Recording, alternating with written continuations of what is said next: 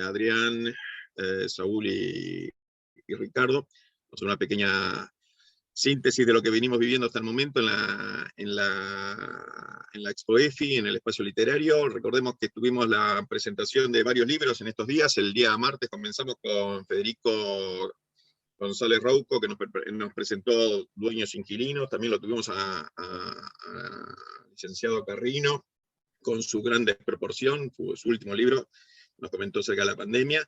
Ayer lo tuvimos a Ricardo López Murphy, hablando la semblanza de su libro, de su último libro, Libertad, Patria y Vida, y nos está quedando, bueno, lo de ahora le vamos a comentar, y mañana, no sé, como último día, nos está quedando a Diego Giacomini con el último título que sacó, que es La Revolución de la Libertad. Pero ahora, interesante esto, y bueno, muchas gracias Adrián por el editor de este material que estamos sacando, y a Ricardo Rojas y a Saúl Kaufman que van a compartir esta presentación. Muchas gracias por estar hoy acá. Es un libro de varios autores, y bueno, ya lo voy a dejar con Adrián para que nos cuente un poco cómo nació esta idea, quiénes participaron, y después un poco exponer el material que está saliendo. Y tenemos un espacio para preguntas después, así que los que quieran por el chat pueden ir sumando esas inquietudes, y vamos a resolverlas en el transcurso de la hora que tenemos de trabajo, los 40 minutos que nos quedan. ¿Ok? Adrián, ¿qué es este librito Raíces del Pensamiento Económico Argentino? Librazo más que el librito. Bueno, muchas gracias, Rodolfo, por la invitación. Felicitaciones a Grupo Unión y también a Expo EFI por crear este espacio que creo que hace mucha falta en esta Argentina. Les cuento rápidamente sobre el libro. Se titula Raíces del Pensamiento Económico Argentino. La verdad que es un libro con un enfoque plural, con autores que tienen distintos enfoques, económicos, políticos, ideológicos, pero digamos, es un libro económico, es un libro que está escrito en general por economistas o historiadores económicos, donde básicamente lo que hacemos es buscar las raíces de las ideas económicas que normalmente vemos en televisión, que vemos en la política, que vemos en la discusión pública. Bueno, hay una raíz que generalmente viene de autores de otros continentes, y lo que hemos hecho es buscar personas, especialistas cada uno en su materia, que pudieran contarnos cómo las ideas de Adam Smith y los clásicos, o el laissez-faire de los fisiócratas previamente, o el mercantilismo, o cómo las ideas de Keynes, o las ideas de Milton Friedman, o de la escuela austríaca, y tantos otros autores llegaron a nuestro país. Y en ese recorrido, bueno, si ven la tapa, que un poco Rodolfo la está tapando, lo que van a poder ver ahí son dos personajes que creo que son muy relevantes. Uno es Juan Bautista Alberdi, que creo que representa la idea de que en el siglo XIX la Argentina estaba marcada un poco por las ideas de la libertad, y ahí hay un tremendo trabajo de Ricardo Rojas, que hizo su doctorado en Historia Económica sobre el pensamiento de Vieites, Hipólito Vieites. Bueno, también aparece por ahí Manuel Belgrano, y después aparece también la generación del 37, como finalmente es Alberdi quien siempre hablamos de sus bases para plasmar las ideas liberales en la Constitución, pero más allá de eso, Ricardo tiene un tremendo trabajo para contar que las ideas de Alberdi tienen también un antecedente, y bueno, ahora lo vamos a dejar a Ricardo hablar de esa parte, ¿no? Pero creo que todo el siglo XIX se ve reflejado un poco en la figura de Alberdi, y por eso creo que tenemos esa mitad del libro representado en él. Y del otro lado aparece Raúl Prebisch, que es un economista argentino que tiene también mucha incidencia en la política económica y que representa un poco el pensamiento económico argentino.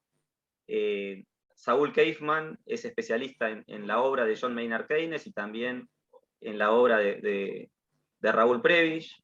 Nos compartió un capítulo en este libro con Luis Blaum, que es otro profesor que también es especialista en esta materia, y bueno, un poco muestran cómo la idea de Keynes, su filosofía política o su economía se plasma un poco en Argentina a través de Prebisch, y ahí habrá también algunas cuestiones para remarcar. Y luego, por supuesto, la historia sigue, porque no es que la Argentina quedó solo marcada por estas ideas, sino que vendrán un poco importadas las ideas del monetarismo a través de algunos economistas que se formaron en Chicago y llegaron a la Argentina, y algunos tuvieron incidencia en la política económica. llegaron las ideas de la escuela austríaca, llegaron las ideas de la escuela de la elección pública, la nueva economía institucional. Entonces, distintos autores, cada uno especialista en su materia, un poco nos cuenta la raíz de ese pensamiento que hoy está en universidades, que hoy está en la opinión pública y demás. Así que bueno, vamos a darle la palabra a Ricardo Rojas, que nos va a contar un poco sobre el siglo XIX. Luego Saúl Kaufman va a hablar un poco sobre Keynes y Prebisch, y luego vemos si podemos tener tiempo un poco para cerrar y abrir el espacio de preguntas. Bueno, muchas gracias, Adrián. Un gusto poder participar en esta obra colectiva importante sobre las raíces económicas en Argentina, ¿no? El pensamiento económico en Argentina. Como vos decís, me concentré fundamentalmente en cuáles eran las ideas durante la Revolución de Mayo, fundamentalmente. Yo tomé dos autores principales, uno Hipólito Vieites, de quien, como vos decías, yo hice mi tesis doctoral, con lo cual es un autor que conozco bastante bien, y de otro pensador fundamental en lo económico en esa época, que fue Manuel Belgrano. Habría que incluir a Mariano Moreno también y algunos otros autores, pero yo creo que en estos dos se puede sintetizar un poco cuál era el pensamiento que, por supuesto, venía de Europa, que daba vueltas por Buenos Aires entre los intelectuales en Buenos Aires, y que tuvo una gran influencia en la Revolución de Mayo. Como vos decías recién, Alberdi reconoció este origen, este germen de la libertad económica en la Revolución de Mayo, el sistema económico y rentístico, donde explica los principios económicos de la Constitución Argentina de 1853. Alberdi justamente dice que el pensamiento de la Constitución es una continuación del que había comenzado por aquellos autores de la Revolución de Mayo y que se vio truncado por las luchas intestinas, por las luchas civiles que se produjeron en el país después de la Revolución de Mayo y hasta la batalla de Caseros, donde uno de los autores fundamentales que rescata Alberdi es justamente Adam Smith, como un pensador que puede hacer la línea entre aquellos autores de la Revolución de Mayo y el pensamiento económico de la Constitución. En la época, digamos, si nos ubicamos a principios del siglo XIX, cuando escriben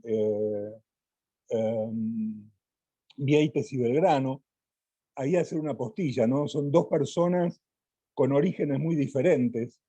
Belgrano, digamos, viene de una familia acomodada, su padre un comerciante próspero de Buenos Aires y con mucha influencia. Vieites, por su lado, el hijo de un inmigrante gallego que llega a Buenos Aires y se va a instalar a lo que hoy es San Antonio de Areco, o sea, bien lejos de la ciudad, en medio del campo en esa época, y recién vuelven a Buenos Aires cuando Vieites cumplía sus 12 años para entrar al colegio de San Carlos, a donde iban en general los jóvenes que podían acceder al colegio secundario. Vieites fue un aventurero, estuvo 20 años dando vueltas por el Alto Perú, no se conoce muy bien haciendo qué, pero sí leyendo mucho. Tuvo acceso a la biblioteca de Pedro de Alto Laguirre, que era una de las bibliotecas más importantes del Alto Perú, y ahí él se convirtió en autodidacta, leyó mucho ahí, mientras que Belgrano fue a España, se codió con los intelectuales más importantes de España, o sea, son dos formaciones distintas, pero con un pensamiento que era bastante similar. Ambos fueron difusores de Adam Smith en Buenos Aires. Belgrano trajo la primera edición en castellano que se publicó en 1793 en España, con alguna censura. Fue el primer ejemplar que vino a Buenos Aires, el que trajo desde allí Belgrano. Mientras que Vieites, que dirigió lo que fue el primer semanario económico de la Argentina, ¿no? El Semanario de Agricultura, Industria y Comercio, que se publicó entre 1802 y 1807, aprovechó esas páginas para difundir el pensamiento de dos autores que eran, a su vez, grandes difusores de Adam Smith. Uno era un economista vasco, Valentín de Foronda, que escribió unas cartas económicas que eran prácticamente digamos, una explicación de la riqueza de las naciones, y el otro era Samuel Cramp, un personaje muy interesante, un médico irlandés que se dedicó a escribir también sobre economía basado en el pensamiento de Adam Smith. Y los trabajos de estas personas que habían sido publicados en Europa los republica Vieites en Buenos Aires, en su semanario, y difunde lo más que puede estas nuevas ideas de Adam Smith. En esa época estaban coexistiendo todavía el pensamiento fisiócrata, ¿no?, de Quesnay y otros fisiócratas que eran todavía muy fuertes, la idea de que la tierra era el fundamento del valor. Vieites era una persona de acción y por lo tanto conocía muy bien el país, lo que se podía cultivar, y era permanentemente impulsaba a la gente en aprovechar las virtudes de la naturaleza para generar riqueza, y por lo tanto uno de los autores que difundía era el abad Rossier, abate francés, botánico, y había escrito un gran tratado de botánica, pero que lo combinaba permanentemente explicando la importancia del cultivo de determinados productos para generar mayor riqueza y para permitir el sostenimiento de la gente. Difundieron autores como Mirabeau, Jovellanos, Ustaris, bueno, Hume también, y sobre todo fueron introductores en Buenos Aires de dos pensadores escolásticos, que eran dos abates napolitanos que habían reverdecido la idea escolástica y por ese camino la idea del valor subjetivo, que eran los abates Galiani y Genovesi. Galiani luego fue considerado como uno de los grandes economistas del siglo XVIII, pero que curiosamente a través de ellos hay un trabajo muy interesante que no se sabe bien a quién darle la paternidad, porque está escrito en el Correo de Comercio, que era la publicación de Belgrano en 1810, que no tenían autor y por lo tanto no se sabe quién la escribió, donde se hace una explícita invocación de la visión subjetiva del valor, que probablemente está tomada de estos abates napolitanos, que no se sabe si le pertenece a Belgrano o a Vieites. Con lo cual, estos dos autores fueron muy importantes, porque la idea de defender el libre comercio, la producción, el valor individual, la valoración individual, y la estructura ¿cómo se llama? Cómo funciona el mercado, tal como lo explica Adam Smith. Este orden, ¿no? El semanario de Vieites se llama Semanario de Agricultura, Industria y Comercio, que son el orden natural que Adam Smith mencionaba, cómo las sociedades iban evolucionando, primero como recolectores y cazadores, luego como agricultores y ganaderos, luego como industriales y finalmente el estadio superior como comerciantes. Y estas ideas fueron muy importantes para impulsar la Revolución de Mayo, porque básicamente estos autores lo que invocaban era la necesidad de definir derechos de propiedad sobre la tierra, permitir que la gente tuviera acceso a la tierra, digamos, la tierra era propiedad del rey, y poder comprar tierra no solo era caro porque la tierra era vendida cara, sino porque estaba rodeada de tantas formalidades, escribanos, agrimensores, impuestos, etcétera, que los campesinos no tenían acceso a la tierra. Sin acceso a la tierra no tenían para producir.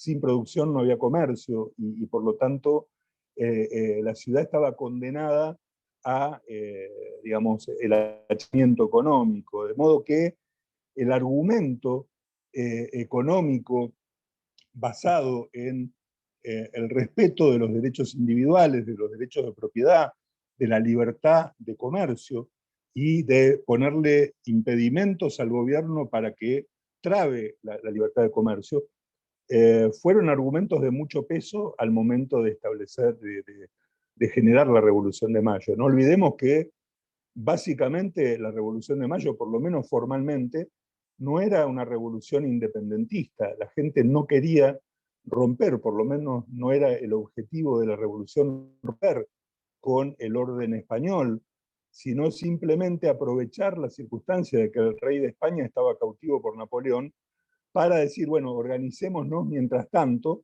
pero el fundamento subyacente era garanticemos la libertad de comercio, garanticemos la posibilidad de que nuestros bienes pueden ser exportados libremente, que podamos comerciar en forma internacional. Y esto venía de esas ideas de esos autores. Desgraciadamente luego viene toda la historia que conocemos a partir de los años siguientes hasta, bueno, la época de Rosas y luego el periodo de Rosas hasta la reorganización institucional del país, donde todo ese impulso que iba de la mano de las ideas de el mercado, la producción, la libertad, la piedad, como vehículos para impulsar el crecimiento y la prosperidad de los seres humanos, se perdió en las luchas civiles que se produjeron en el país, y renació con la revolución, digamos, luego de la batalla de Caseros, con la Constitución. Por eso es tan importante el reconocimiento que Alberdi le hace a los próceres de Mayo, diciendo ellos fueron los que iniciaron este proceso de creación de las bases económicas para el crecimiento del país, que desgraciadamente luego se impidieron durante 40 años y que ahora se van a establecer.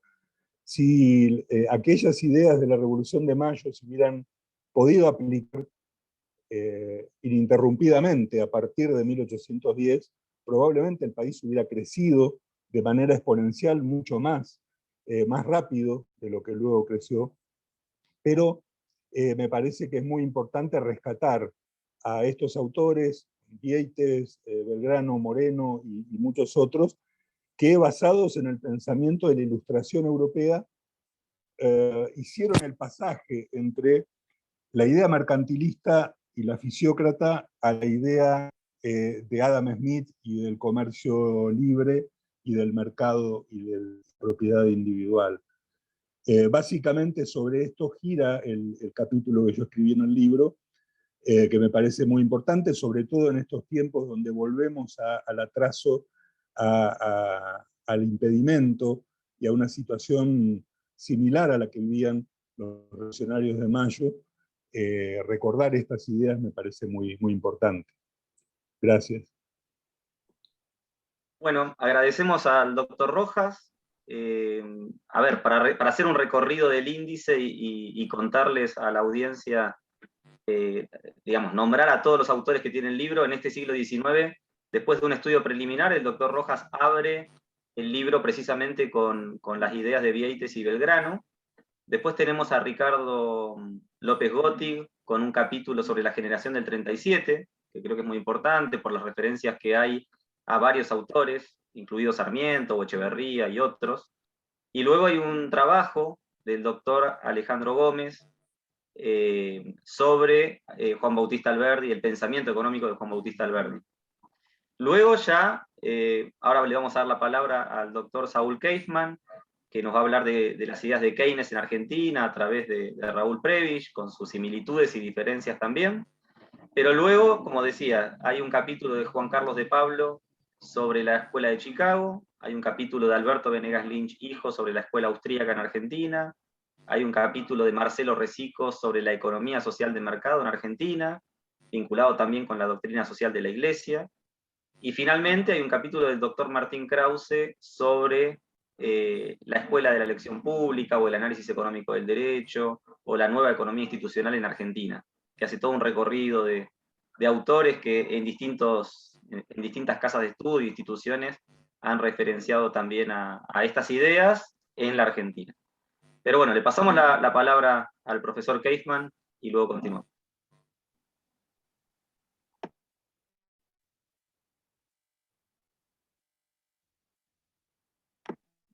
Tenés que desmutearte ahí.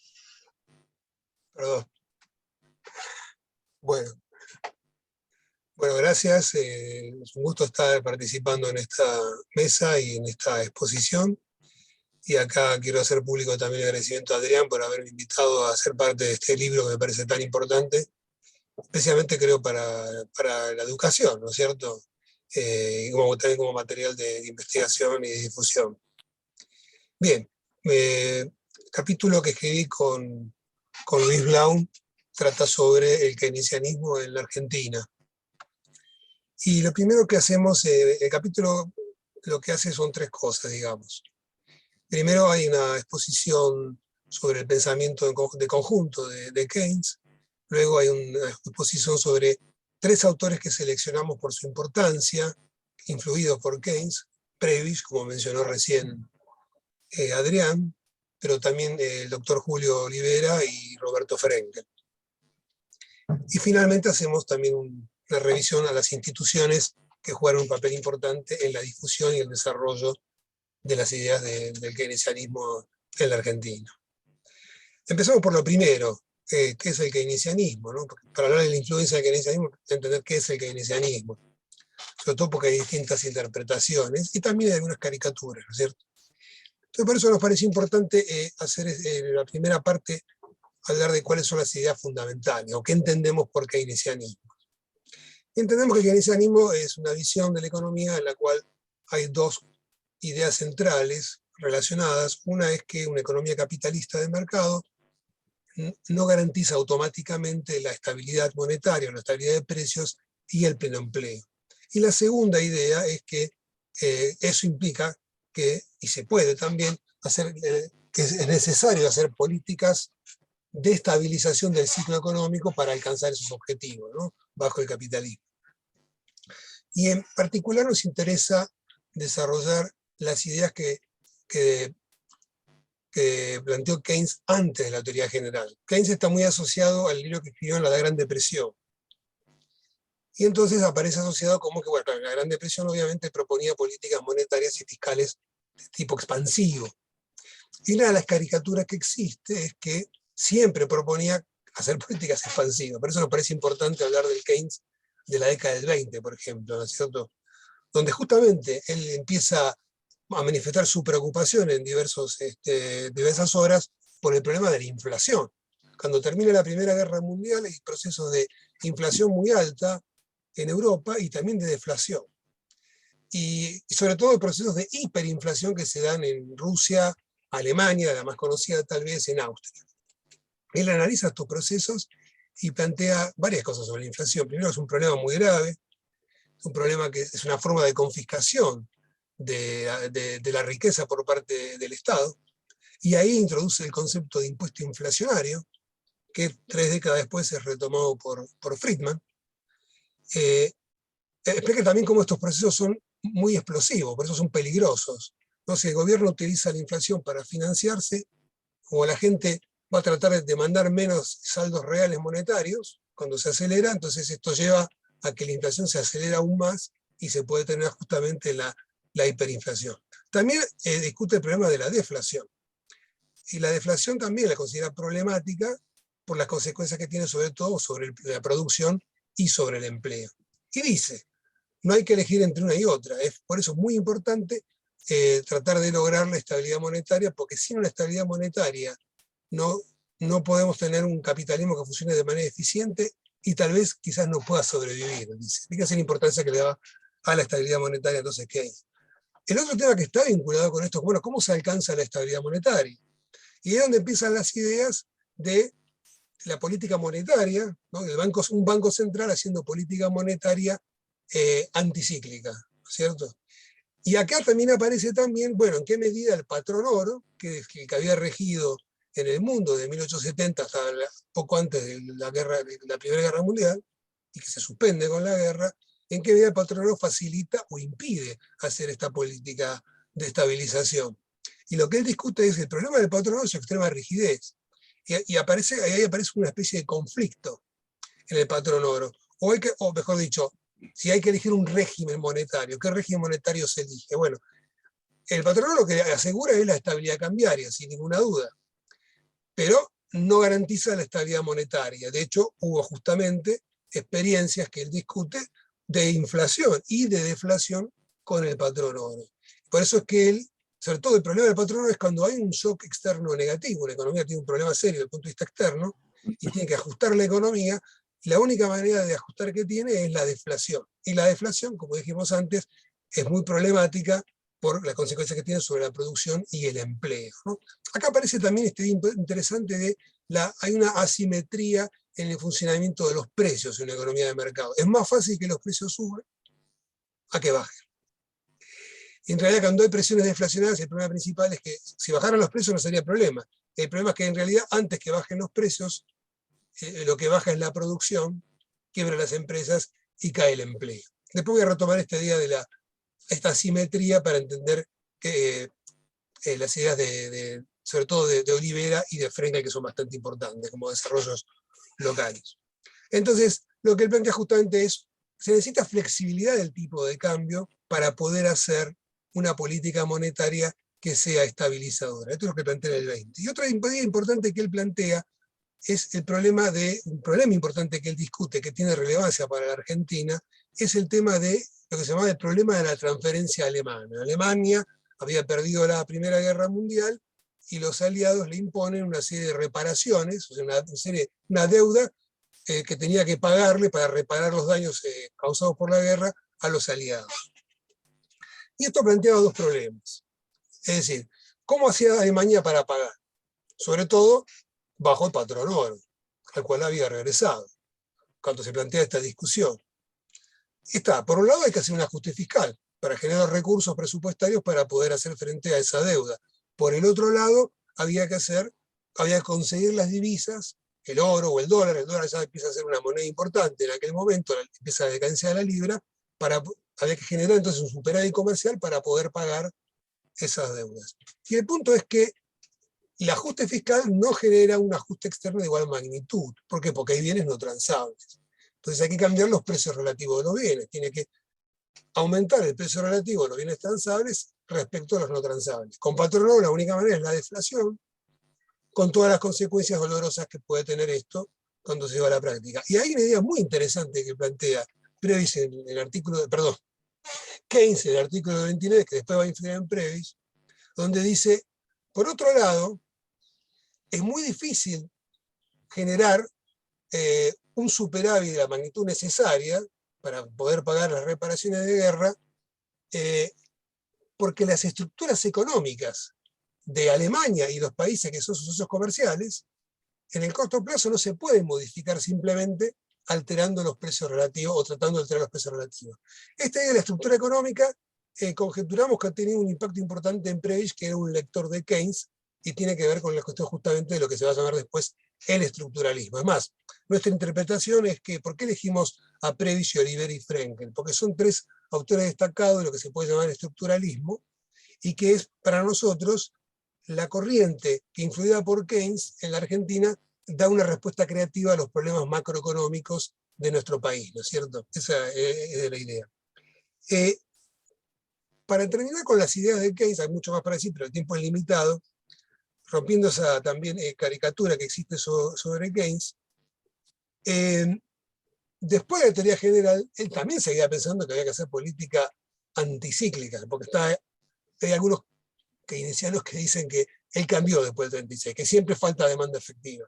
No, en el 37, o sea, un año después de haber publicado la teoría general, él plantea una serie de artículos que publica en el Times, que se llaman ¿Cómo evitar una recesión? ¿Cómo evitar una recesión? Y evitando una sobreexpansión de la economía.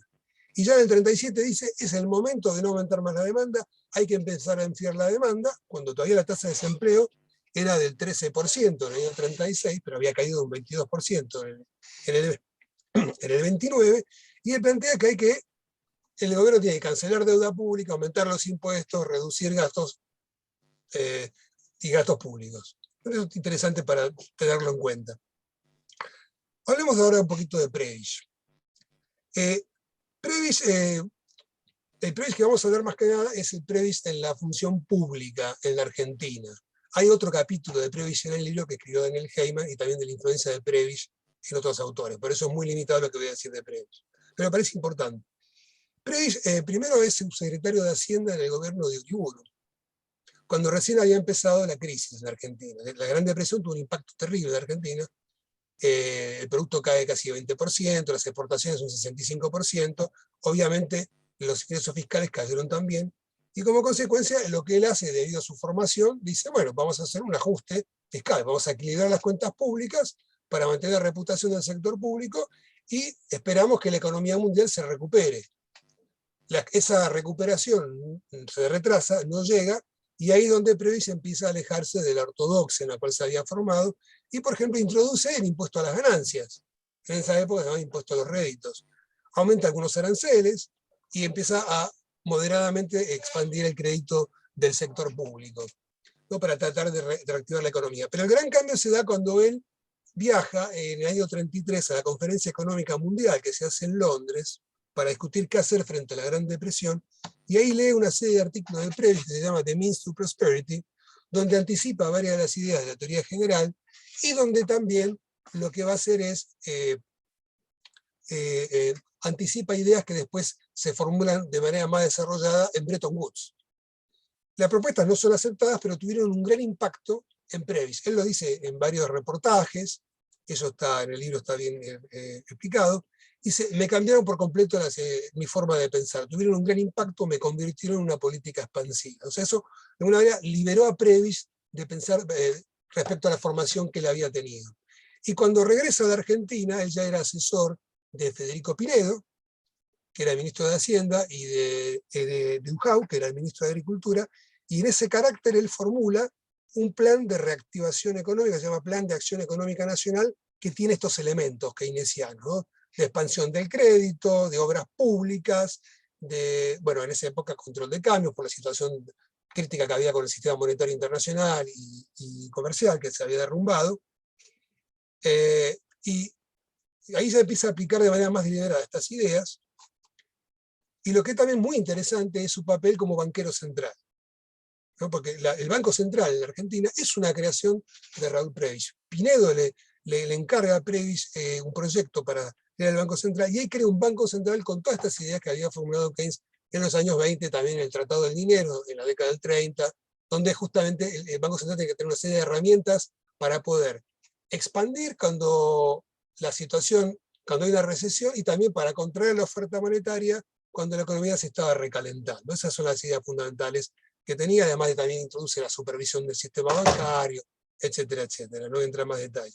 Por último, quizá la última intervención en la función pública él está en el Banco Central como gerente general desde 1935, su creación, hasta 1943, cuando es destituido por el gobierno de la Revolución del 43, ¿no? El golpe militar de aquella época.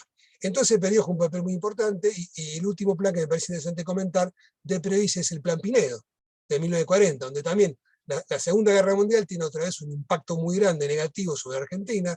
Las exportaciones argentinas a Europa prácticamente se ven paralizadas, las libras estaban bloqueadas, y en consecuencia ahí otra vez se lanza un plan bastante audaz para la época ya no solo un plan de expansión de la actividad económica, sino también de promoción de la sustitución de importaciones. Ahí empieza el Prebisch del desarrollo, digamos, ¿no?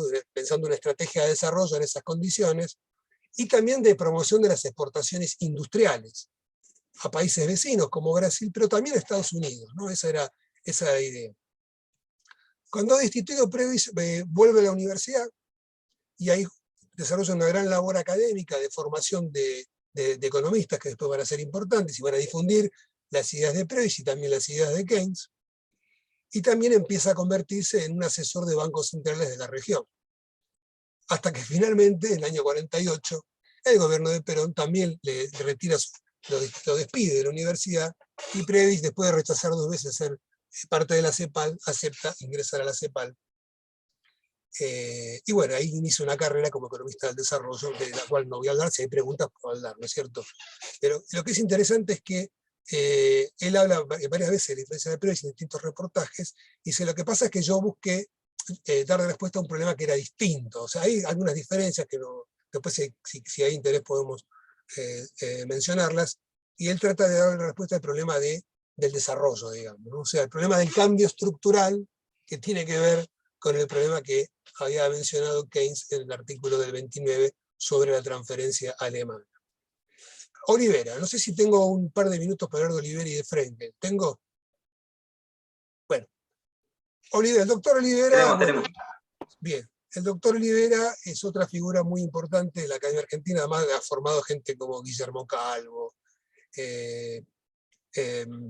Miguel Sidrowski, varios de los economistas más destacados, Rolf Mantel, Martín Ena Mantel, varios economistas más destacados de Argentina y de prestigio internacional se formaron con el doctor Olivera, también de la Universidad de Buenos Aires, ¿no? Y Olivera hizo varias contribuciones de la teoría económica, pero una de las que quiero destacar principalmente es la teoría de la inflación estructural, donde justamente retoma esta idea de Keynes de la asimetría en el ajuste de los precios, y donde plantea, cuando una economía tiene un cambio de estructura que necesita para poder efectivizarse un cambio en los precios relativos, como los precios son más rígidos a la baja o menos flexibles a la baja que hacia el alza, ese cambio se da en general con un aumento del nivel general de precios. Esta es la idea básica de la inflación estructural.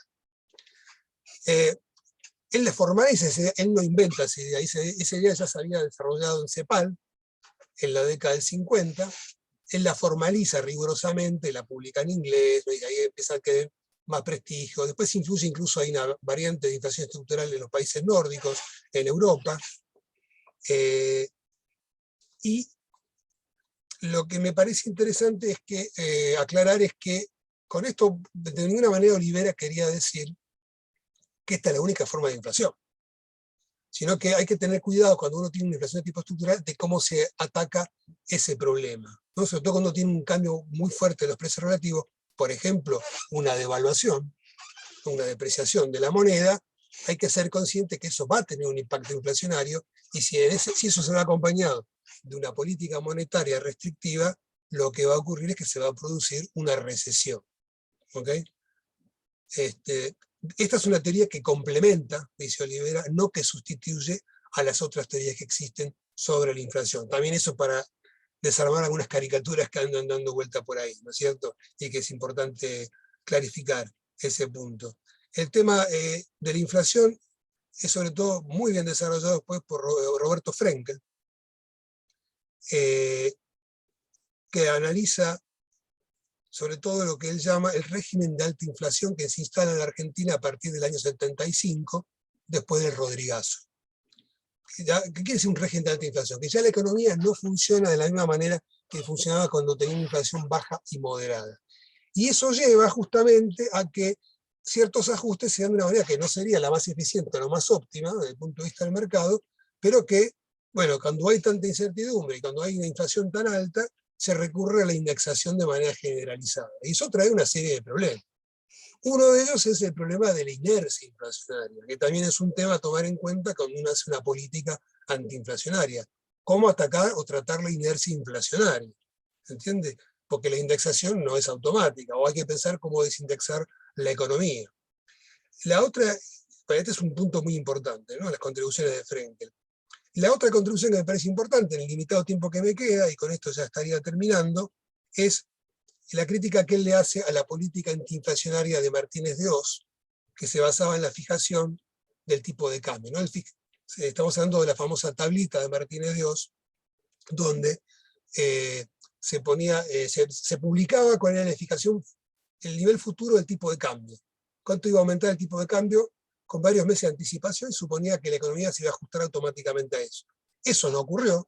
Lo que ocurrió fue que se produjo justamente por la inercia inflacionaria, lo que se produjo fue un aumento mayor de los precios de la inflación que del tipo de cambio, lo cual retrasó el tipo de cambio real, generó un déficit en cuenta corriente que fue financiado con deuda externa, y eso llevó finalmente a una crisis bancaria y una crisis financiera muy conocida, que estalló en el 81, se agravó en el 82 por la crisis internacional, pero que lamentablemente ocurrió de manera recurrente en la Argentina. Con la convertibilidad pasó algo bastante similar, ¿no? Y la convertibilidad a su vez tiene problemas que son muy similares a los que discutía en su momento Keynes cuando hablaba de los problemas del patrón oro y la transferencia alemana. El final de la convertibilidad se parece mucho a los problemas que tenía Alemania para poder pagar las reparaciones de guerra.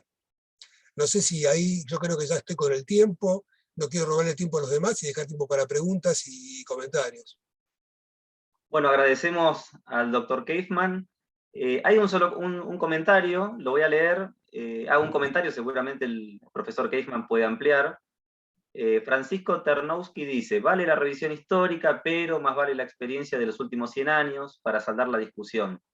Keynes no era economista, tocaba de oído en una época belicosa. Lo que se le ha escapado a este simulador es que estas políticas anticíclicas lo deberían llevar adelante, políticos, bla. Bueno, yo, a ver, hemos charlado con Saúl y también con Luis Blau sobre estos temas, y la verdad que uno aprende mucho de profundizar en autores, especialmente a través de especialistas, porque hay muchas caricaturas, como bien decía Saúl. Para resumir un poco lo que aprendí también del libro y de haberme formado en la UBA y haber tenido también a Daniel Heyman de profesor y otros tantos desde un enfoque estructuralista y demás, es que una cosa es Keynes. Yo siempre recuerdo a Ricardo Crespo que dice que Keynes no era keynesiano, porque Keynes propone políticas de demanda en el contexto de la Gran Depresión de los años 30, no políticas hiperregulatorias o excesos de populismo, como podemos ver en Latinoamérica, en distintos países. Eso no es Keynes, esos son excesos de Keynes. Entonces, Crespo dice, ojo, muchas veces se le asigna a Keynes un montón de cuestiones de políticas públicas activas, que en realidad Keynes no habría apoyado jamás. Entonces, ese es el mensaje de Crespo, que creo que en un artículo de Diario La Nación está resumido, si lo quieren buscar. Keynes no es keynesiano, Ricardo Crespo, creo que lo van a encontrar.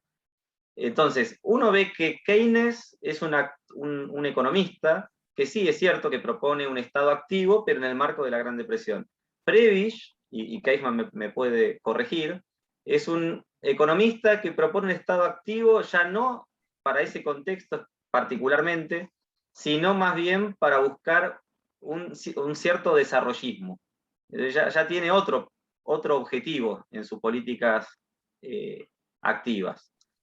Y creo que ambos cuestionarían quizás al peronismo más extremo en ideas populistas, al kirchnerismo de nuestro tiempo, a excesos que por ahí en las últimas décadas se han cometido en muchos países de Latinoamérica y en particular también en Argentina, lo cual genera seguramente un salto. Un poco lo que decía Francisco en el comentario es asignarle a Keynes, por sugerir un Estado activo, las crisis de los últimos 100 años. Y bueno, seguramente Kaufmann podrá dar una respuesta a esto. Sí, a ver, creo que yo le sugeriría a Francisco que lea Keynes, si cree que no es economista, él es economista.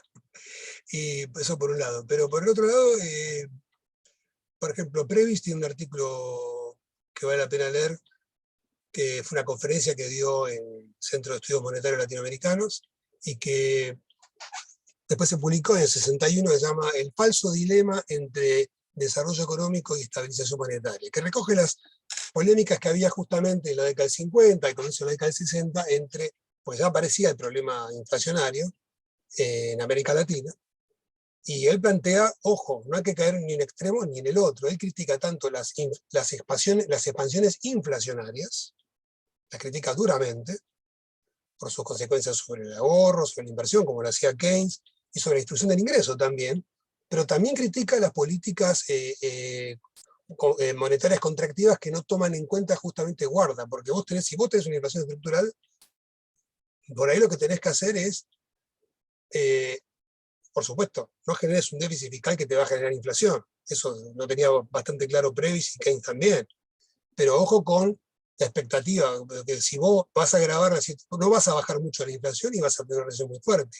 Y lo que tenés que hacer es ir cambiando la estructura productiva, justamente para no tener los cuellos de botellas en el sector externo, que era el gran problema que tenía América Latina en esa época. O sea, para entender también por qué es que Perez toma esta actitud activa en cuestiones de política comercial o industrial, si se quiere, ¿no?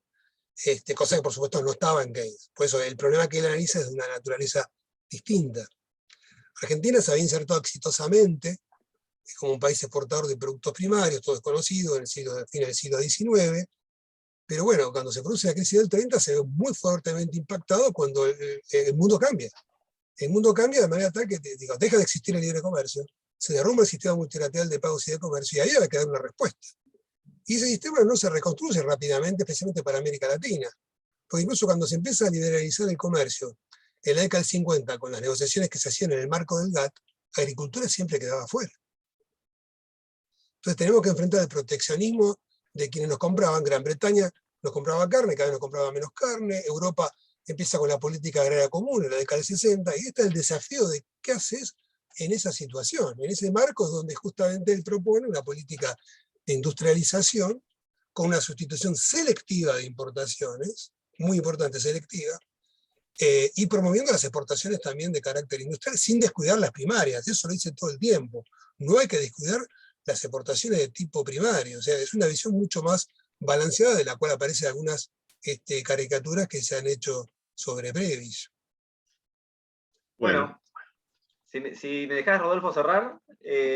Un minutito. Bueno, agradecemos a Expodefi el espacio, agradecemos a Saúl y a Ricardo acompañarme con el libro y también haber participado en esta presentación. Como ven, obviamente es un libro plural, quedan un montón de preguntas abiertas, quedan debates abiertos, que nos dividen a los economistas, que tenemos que seguir estudiando, pero creo que el libro es un acercamiento a través de doctores, o sea, el cuerpo de autores del libro ha terminado sus doctorados en distintas universidades del mundo, es gente que ha trabajado mucho por muchas décadas y se ha especializado en estos temas, y vale la pena, creo yo, leer cada uno de los capítulos, si uno quiere entender las raíces del pensamiento económico argentino.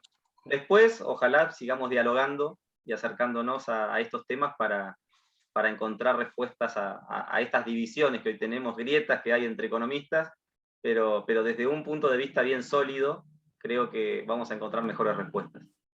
Perfecto, muchas gracias, Adrián, muchas gracias a todos por la participación. Un cierre solamente, acá hay una cantidad de preguntas también por el YouTube que está saliendo, también tenemos un público bastante grande por YouTube, así que después hay que leerlas esas preguntas para la siguiente. Posiblemente en la próxima Expodefi ya presencialmente podamos hacer una presentación en persona y darle más tiempo también a todo esto. Vamos a hacer otras presentaciones también del libro. Ahí preguntando, el libro va a salir en diciembre.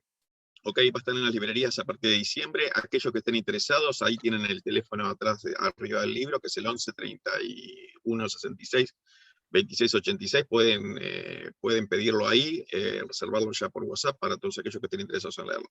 Muchas gracias a todos por la participación y le damos el control.